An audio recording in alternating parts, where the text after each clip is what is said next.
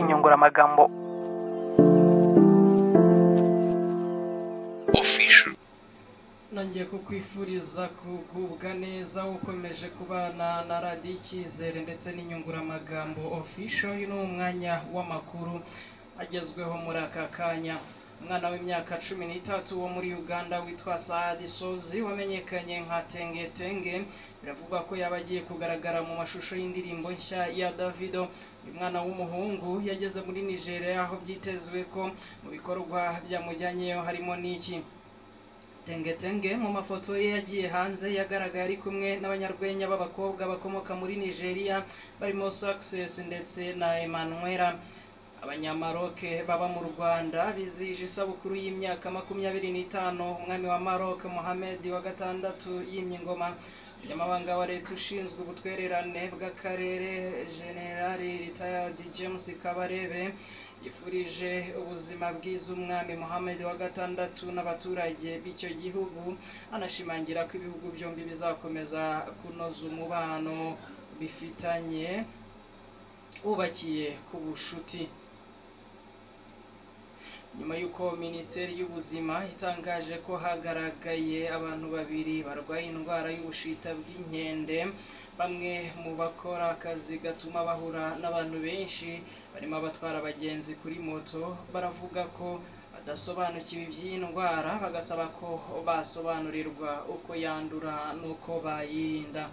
Mu gihe mu mpera z'icyumweru gishize Minisiteri y'Ubuzima yari yatangaje ko indwara y'ubushita bw'inkende iterwa na virusi ya Mpox yagaragaye ku bantu babiri mu Rwanda ndetse n'urwego rusaba abaturage kuyirinda. Umutwe wa Hamas umaze igihe mu mirwano na Israel watangaje ko umuyobozi wawo Ismail Haniyeh yiciwe i Tehran muri Iran. Uyu mutwe mu itangazo wasohoye kuri uyu wa gatatu tariki ya 31 Nyakanga 2024 wavuze ko Ismail Haniyeh yiciwe mu bitero Israel yagabye aho yaratuye muri Iran. Iri tangazo rigira riti Hamas iramenyesha abanyapalestine, abarabu, ibihugu by'abayisilamu n'abandi bantu bose aho bari ku isi yose ko umuvandimwe umuyobozi wacu Ismail Haniyeh yiciwe mu gitero aho yaracumbitse i Tehran. Umutwe w'ingabo udasanzwe muri Iran uzwi nka IRGC nawo wari ushinzwe kurinda Haniyeh mu gihe cy'uru ruzinduko batangaje ko uyu muyobozi wa Hamas n'umurinzi we bombi bishwe. Nawe icyamamare mu muziki Robert Sylvester Kelly wamamaye nka R. Kelly yasabye urukiko rw'ikirenga rwo muri Amerika kongera gusuzuma ibihano yahawe nyuma yo guhamwa n'ibyaha byerekeye gusambanya abana no kubafata amashusho y'urukozasoni. Muri 2020 nibwo uyu muhanzi yakatiwe imyaka 20 ndetse ategekwa gutanga ihazabu n'indishyi ku bahohotewe ku byaha yakoze. Mu myaka 1990 uyu muhanzi asaba urukiko kongera gusuzuma ibihano yahawe kuko atangiye kugongwa n'iryo tegeko kuko ryatangiye gukora muri 2003, akaba atarakwiye kuba yahanenwa naryo.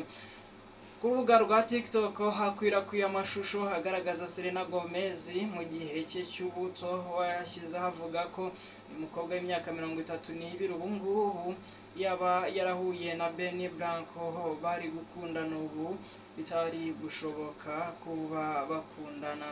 Ayo mashusho agaragaza uyu mukobwa yambaye imyambaro y'umukara afite ikote ku rutugu, inyuma humvikanamo indirimbo yitwa Company ya Justin Bieber bakundanye bagatandukana muri 2018. Uyu washyize hanze aya mashusho yanditse ati ndabizi ndetse namwe murabizi ko muri iki gihe atari gukundana na Benny Blanco, yari mu bihe bye by'ubwangavu.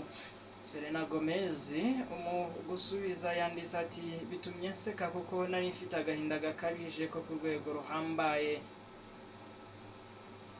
Mwakoze kubana n'inyunguramagambo official. Ibindi biganiro n'amakuru byacu birakomeje. Ayayo reka mbe nyasubikiye aha nitwa Kayumba Abdallah.